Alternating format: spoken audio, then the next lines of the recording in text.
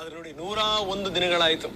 101 ದಿನಗಳ ಆದ್ಮೇಲಾದ್ರೂ ಏನಾದ್ರೂ ಒಳ್ಳೆ ಸುದ್ದಿ ಸಿಗುತ್ತಾ ಅಂತ ದರ್ಶನ್ ಕಾಯ್ತಾ ಇದ್ದಾರೆ.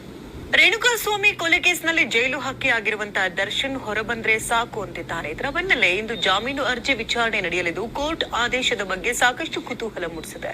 101 ದಿನಗಳಾಗಿದ್ದು 108 ಕಹಿ ಅನುಭವಗಳನ್ನ ಕಂಡಿದ್ದಾನೆ. ಎಷ್ಟೊತ್ತಿಗೆ ಬೇಲ್ ಸಿಕ್ಕರೆ ಸಾಕು ಹೊರ ಹೋಗ್ಬೇಕು ಅಂತ ಹಾತೊರೆಯುತ್ತಿದ್ದಾನೆ. ಜೈಲು ಹಕ್ಕಿ ದರ್ಶನ್ಗೆ ಬೇಲ ಜೈಲ. ಜೂನ್ 22ರಿಂದ ಜೈಲು ಪಾಲಾಗಿರೋ ದರ್ಶನ್ ಪರಪ್ಪನ ಅಗ್ರಹಾರದ ಬಳಿಕ ಬಳ್ಳಾರಿ ಸೆಂಟ್ರಲ್ ಜೈಲಲ್ಲಿ ಸಿಲುಕಿ ವಿಲವಿಲ ಅಂತಿದ್ದಾನೆ. ರೇಣುಕಾಸ್ವಾಮಿ ಕೊಲೆ ಕೇಸ್ನಲ್ಲಿ ಈಗಾಗಲೇ ಟಿ ಗ್ಯಾಂಗ್ನ 3 ಆರೋಪಿಗಳಿಗೆ ಜಾಮೀನು ಸಿಕ್ಕಿದೆ. ಆದರೆ ಬೇಲ್ಗಾಗಿ ದರ್ಶನ್ ಹರಸಾಹಸ ಪಡುತ್ತಿದ್ದಾನೆ.